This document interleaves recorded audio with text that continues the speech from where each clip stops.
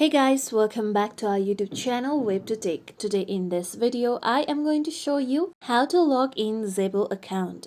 To log into Zable account, you need to first open any web browser available on your device.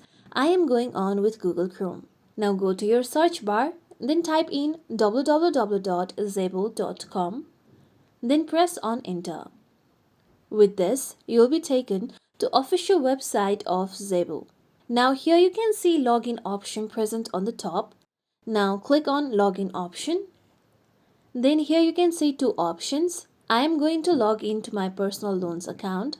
So click on login to personal loans. Now here you need to enter the email address through which you have created your account. So click on email address box, then enter the email address. After this, click on login option. With this, you'll receive login link on your email.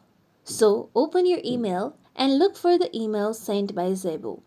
Now open the link, then you'll be able to log in to your Zable account. This is how we can log in to Zable account. This is it for tutorial everyone. Hope this tutorial was helpful to you all. If you like today's tutorial, make sure you like, share, subscribe to our YouTube channel for more tutorials like this. Thank you for watching.